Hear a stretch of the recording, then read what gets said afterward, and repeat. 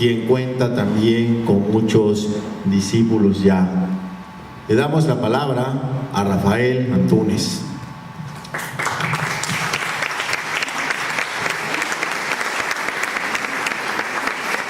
Muchas gracias. ¿Sí se escucha? Sí, gracias. Toda amistad es un misterio. Nunca sabemos realmente por qué se da. Yo me he preguntado en tiempo reciente qué fue lo que podía haber hecho que Juan Vicente y yo hubiéramos terminado siendo amigos. En 1979-80, Juan era, desde hacía mucho, una leyenda de la literatura mexicana, y yo era un perfecto desconocido que una noche vi por primera vez a Juan durante una conferencia de Manuel Puig, el autor de Boquitas Pintadas y El beso de la mujer araña y muchas otras grandes novelas, entrar apoyándose en un delgado bastón café e interrumpir la conferencia de Puig y decirle: yo te conocí en casa de Juan Vicente Melo. Y entonces oí que alguien susurraba a mis espaldas y decía: pero si ese es Juan Vicente Melo. Y al día siguiente, yo digo al día siguiente, la memoria es, como decía Borges, porosa. Probablemente no fue al día siguiente, pero en un tiempo muy, muy próximo a esa primera visión de Juan, recorrí las librerías de Jalapa y me encontré con un tomo de fin de semana, su segundo, en los hechos, su tercer libro de cuentos, porque Los muros enemigos era inencontrable ya para esas fechas, y lo leí realmente deslumbrado.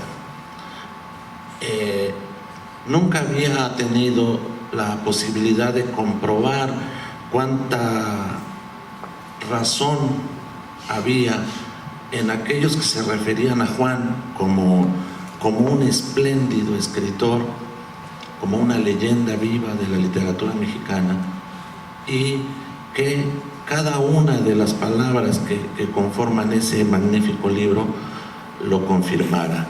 Era verdad, Juan Vicente, a mis ojos, a los ojos de ese joven de 20 años, aparecía como un escritor realmente deslumbrante. E insisto, él era una de las leyendas vivas de la literatura mexicana, equiparable por varias razones a Juan Rulfo, y yo un perfecto desconocido.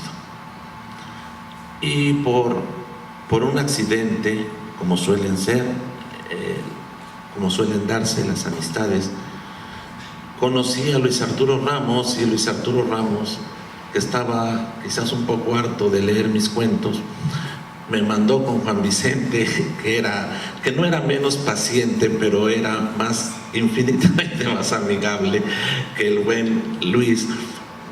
Y tuve la oportunidad de empezar a conocerle y de tratarle, al principio con una enorme reverencia: maestro, usted. Al segundo usted o maestro, Juan me interrumpió y me dijo: si me vuelves a decir maestro, te vas a la chingada, soy Juan Vicente. Y bueno, me quedé. Y aun cuando había una distancia inmensa, al parecer insalvable, entre ese joven desconocido y Juan, la amistad se dio. Fuimos amigos, y Juan no solo fue mi amigo, por supuesto, fue un maestro sin pizarrón, sin gis, sin salón, un hombre que no solo a mí, a muchísimos más, nos enseñó no clases particulares de literatura, sino cómo abordar la literatura con seriedad, con pasión, con disciplina, lecciones invaluables que ninguna escuela nos dieron. Juan nos enseñó el altísimo valor que tenía escribir, pero sobre todo escribir bien. Una lección que por supuesto ninguno de nosotros podrá pagarle jamás. Y no solo en el plano literario, Juan Vicente, la figura de Juan, cobraba importancia para nosotros, porque pero Grullo seguramente fue quien dijo esto, que a lo bueno es muy fácil acostumbrarse. Y entonces uno con una facilidad enorme pasaba de decirle maestro, señor Melo, a Juan Vicente, y a tutearlo, y a sentarse a fumar y a tomarse una copa con él, y a pasar tardes enteras charlando, casi siempre de literatura, casi siempre de los mismos autores, porque Juan era un autor obsesivo. Sus cuentos, un poco contestando sobre la brevedad de la antología, no es por usura, ni de criterio, ni porque se me haya impuesto un número de páginas, sino porque en realidad podría ser solo un cuento la mejor forma de entrar a la literatura de Juan. Y esta antología solo es o pretende ser una invitación para que los lectores se asomen a la obra abismal de Juan. No tenía caso saturarla de relatos, de enormes relatos, que ustedes como lectores tienen el derecho a descubrir en los libros tal y como Juan los ordenó, no tal y como yo, con mi buen o mal gusto, podía hacer. Pero decía, Juan era un inmenso educador, pero él sabía que, como todos los grandes educadores, que la educación, para ser tal, debe ser una continuación del recreo. Y estar con Juan aprendiendo era pasársela realmente divertido. Hablar de cine, hablar de música, escuchar lo que él escuchaba, aprender a amar lo que él amaba en Mozart, en el Orfeo de Gluck, en las variaciones Goldberg de Bach. Era básicamente muestras de admiración y de diversión. Aprender con él a muchísimos de los grandes escritores del siglo XX igual, o escucharlo ir desgranando los secretos de las grandes novelas del siglo XIX. Juan leía una vez al año Cumbres Borrascosas, casi religiosamente, y a la menor provocación o sin ella hablábamos siempre una y otra vez de Malcolm Lowry, de William Faulkner, de Julian Green, de Georges Bernanos, escritores que lamentablemente ya no se leen tanto como merecerían y como a Juan le hubiera gustado. En buena medida, y no es por adornarme, sino solo como una muestra de reconocimiento, yo soy el escritor que soy gracias a Juan, y hoy solo quisiera compartir algo que también por un breve rato fui gracias a Juan. Gracias a Juan, por un breve rato fui la mayor promesa de la literatura peruana. En una ocasión pasé por Juan porque Era una tarde muy calurosa y habíamos quedado de tomarnos una cuba en el Barón Rojo.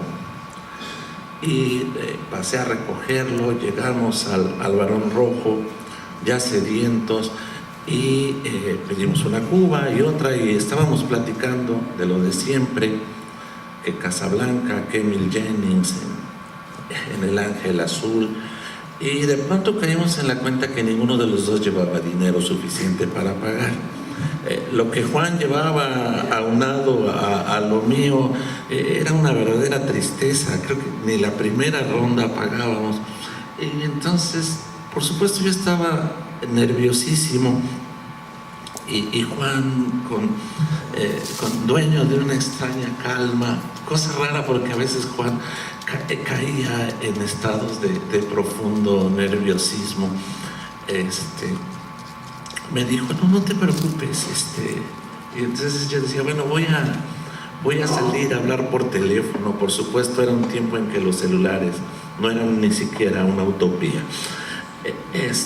Y él decía que no, y de pronto un hombre profundamente desagradable, un político, de cuyo nombre ni quiero ni puedo acordarme, llegó y se sentó y empezó a decirme a mí que yo seguramente no sabía junto a quién estaba sentado, que estaba sentado junto al gran poeta Juan Vicente Melo, pero que él sí sabía quién era el gran poeta Juan Vicente Melo, porque él había leído todos sus versos. Y claro, cada vez que el pobre de Juan oía que el tipo le decía poeta y versos, jalaba aire, que era algo muy característico en Juan, y se me quedaba bien. Y entonces este hombre seguía repitiendo. Y de pronto Juan lo interrumpió y le dijo, pero usted, él sí sabe con quién está sentado, dice, pero usted no sabe con quién está sentado. Y entonces el tipo se me quedó viendo y efectivamente no había reparado en que no sabía ni tenía la más remota idea de quién era yo. Y entonces Juan le dijo, es la promesa más grande de la literatura peruana. Para usted debe ser un honor conocerlo. Y el tipo dijo, sí, claro, sí lo he leído. Y nos pagó la cuenta. Y bueno, ese es un lado con la colilla de otro. Se apretaba las manos y repetía una y otra vez, te lo juro, estas cosas me aterran. Y era cierto, las hojas de papel azul temblaban en sus manos. Casi puedo escucharlo decir una vez más que el silencio era algo a lo que no temía, pues era fruto de una decisión. A lo que temía era a la no escritura, pues esta era una forma de la